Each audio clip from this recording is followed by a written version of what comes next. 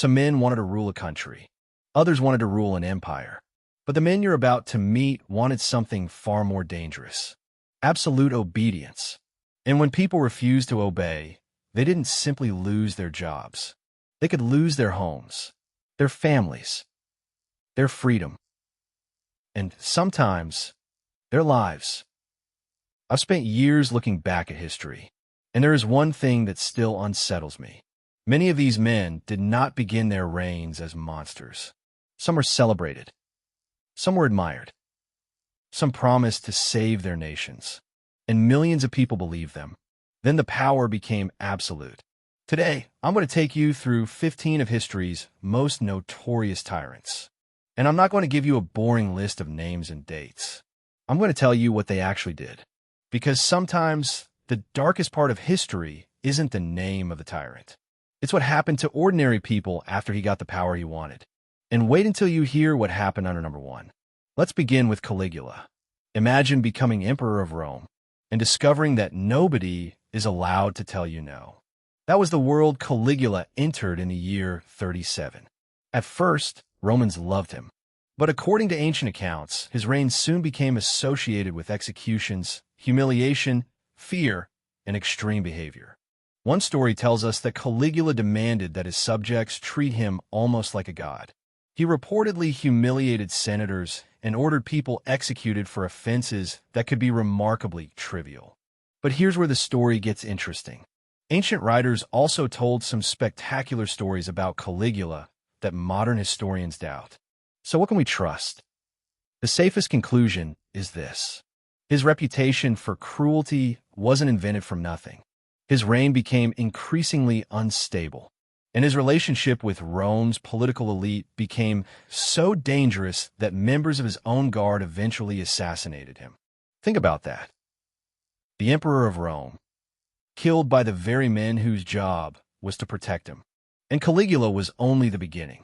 Now imagine being accused of a crime you didn't commit and discovering that the emperor himself wants you punished. Nero became emperor at just 17. But during the later years of his reign, political enemies and suspected conspirators could face execution. And then came the catastrophe that made Nero infamous: the Great Fire of Rome. In 64 AD, a massive fire tore through the city. Thousands were left homeless. And afterward, Nero's government blamed Christians for the disaster. Christians were arrested and subjected to brutal persecution. Some were executed publicly. Others were killed in horrific spectacles. Now here's the part many people get wrong. The famous story that Nero simply sat playing a fiddle while Rome burned is probably a later legend. The truth is already disturbing enough. A devastating fire destroyed much of Rome, and a persecuted minority was made to pay the price. But our next tyrant didn't just punish enemies. He turned terror into a system. His name was Vlad III, but history remembers him as Vlad the Impaler.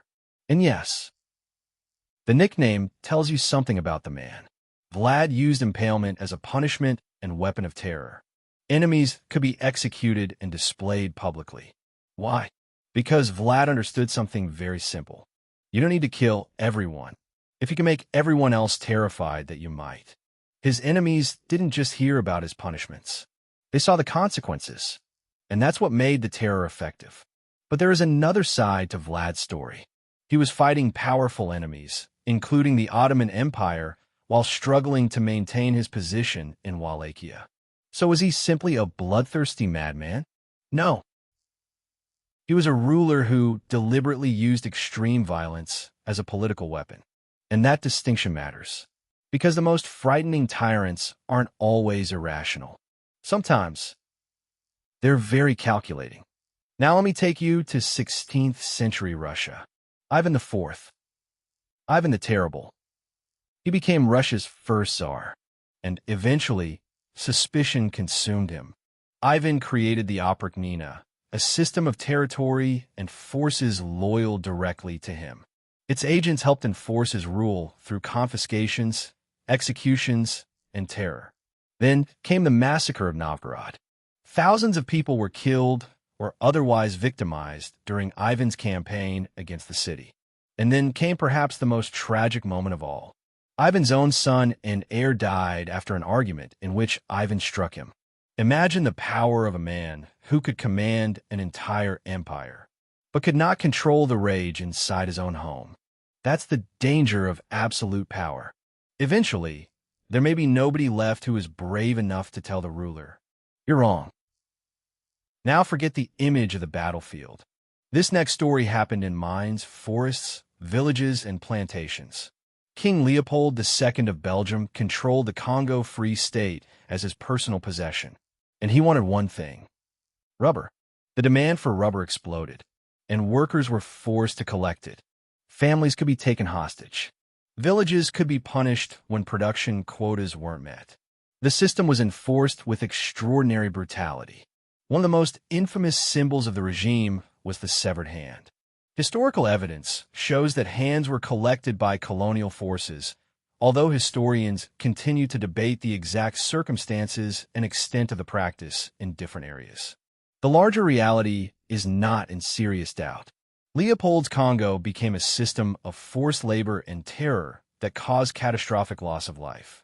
And here's what makes this story especially disturbing. Leopold wasn't standing on a battlefield with a sword. He was sitting thousands of miles away, making money. Sometimes tyranny doesn't arrive screaming. Sometimes it arrives as a business plan. Now listen carefully, because this is how a dictatorship can begin. A politician promises to restore national greatness. He promises order, strength, pride. He tells frightened people, "I will fix everything." That was Benito Mussolini. In 1922, he became Italy's prime minister. Then he gradually dismantled democratic opposition. Political opponents were intimidated, attacked, imprisoned, or killed. The press was controlled, and Italy became a fascist dictatorship. But Mussolini's brutality didn't stop inside Italy. His regime invaded Ethiopia in 1935. Italian forces used chemical weapons during the conflict. And later, Mussolini tied Italy to Hitler's Germany. The man who promised to restore Italy's greatness eventually helped lead it into catastrophe. Here's the lesson. Dictatorships don't always begin with soldiers kicking down doors. Sometimes they begin with applause. Now, let's go to Iraq. Saddam Hussein ruled through fear. Political opponents could disappear. Torture and executions became tools of the state. But one campaign stands out: Anfal. In the late 1980s, Saddam's forces conducted a campaign against Kurds. Thousands upon thousands of people were killed or disappeared. And then came Halabja. In March 1988, chemical weapons were used against the Kurdish population there. Thousands died. Many were civilians. Men, women, children, families. Imagine walking through a city and realizing the people around you are dying simply because they happen to live there. Saddam's government denied and manipulated information about its crimes, but the evidence eventually became impossible to ignore. And that's another lesson from history. A government can control the newspapers. It cannot control the memories of everyone who survived. Now, imagine waking up one morning and discovering that the government has decided you no longer belong in your own country.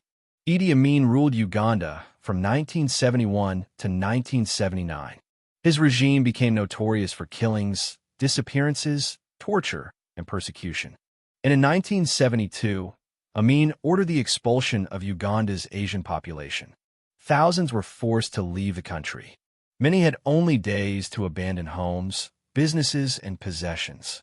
Imagine building a life for decades, and then being told, you have 90 days to leave. Amin's government also killed large numbers of political opponents. Estimates vary, but the death toll is generally believed to have reached into the hundreds of thousands. His regime eventually collapsed after war with Tanzania and internal resistance. And the man who once appeared almost untouchable was forced into exile. Francisco Franco's Spain teaches us something different. Not every dictatorship needs constant chaos. Sometimes, the silence is the weapon. Franco emerged victorious from the Spanish Civil War. Then his dictatorship imprisoned, executed, and persecuted political opponents.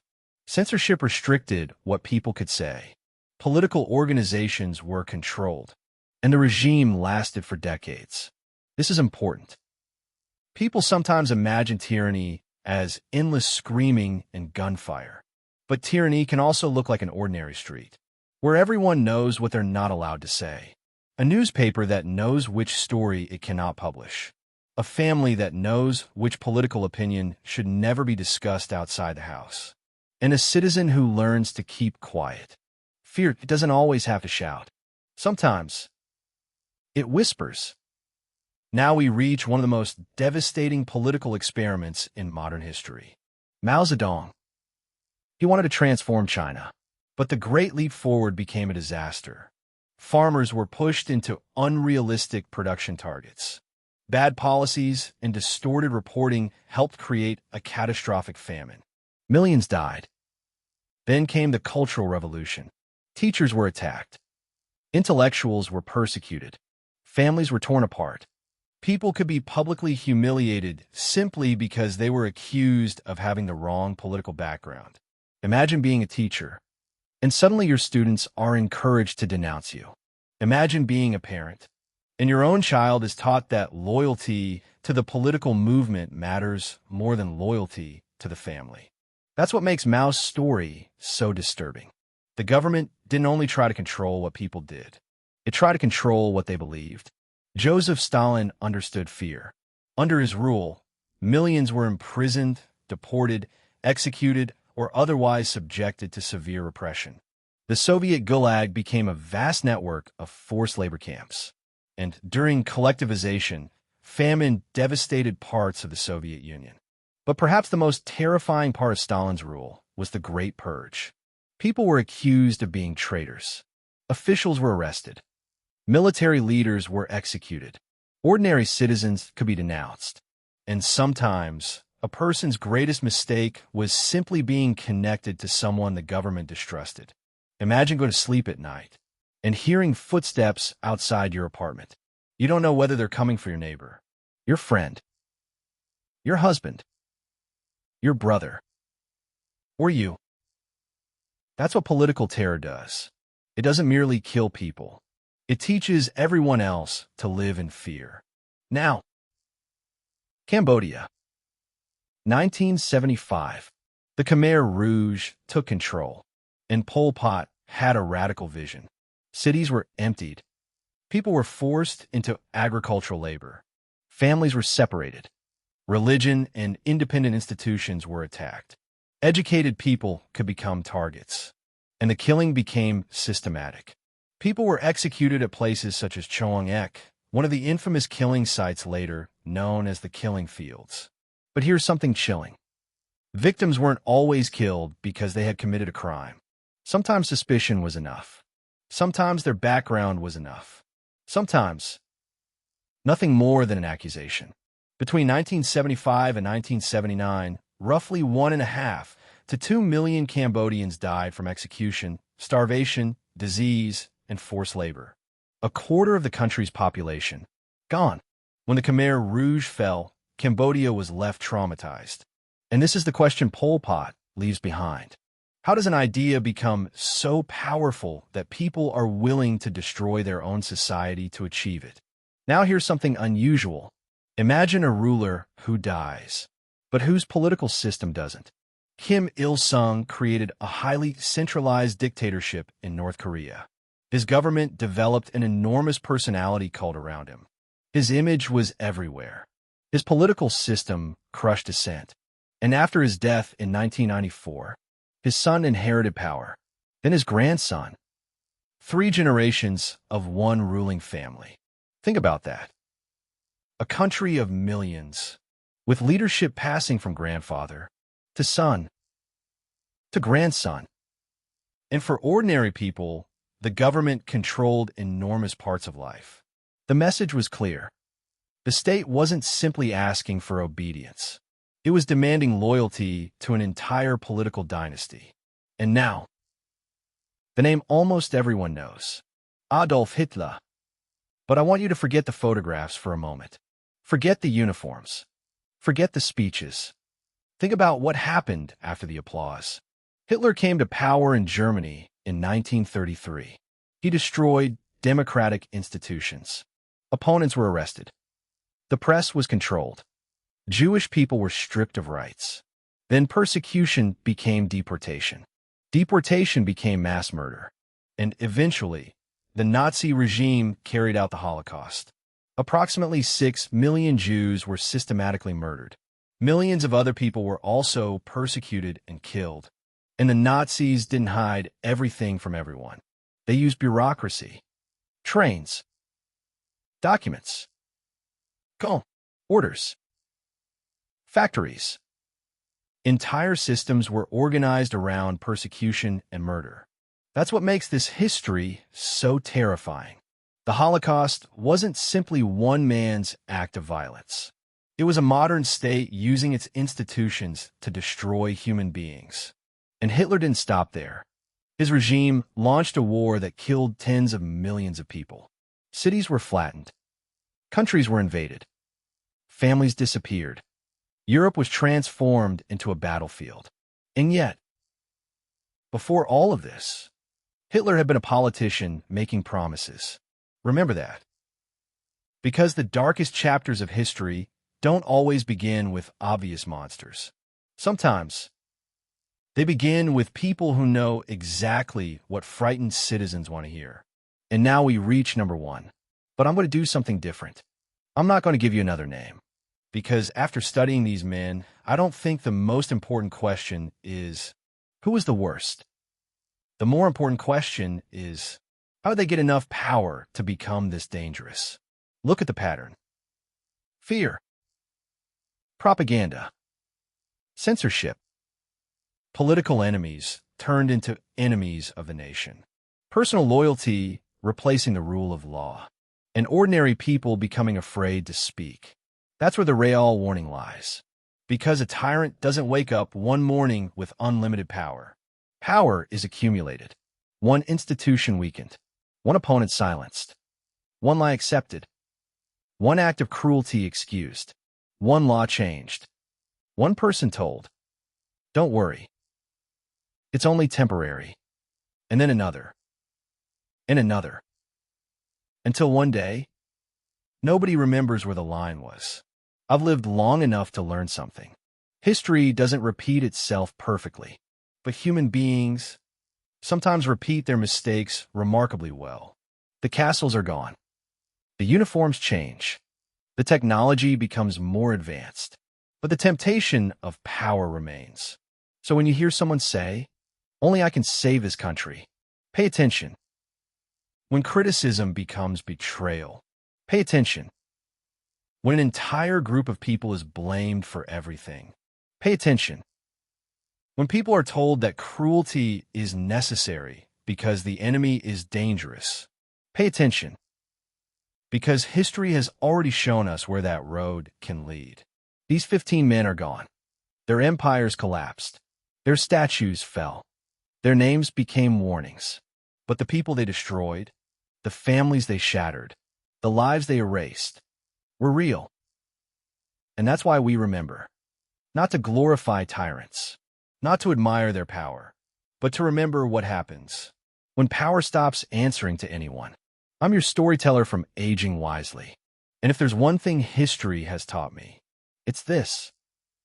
Never stop asking questions. Because sometimes, the first defense against tyranny is simply having the courage to say, no.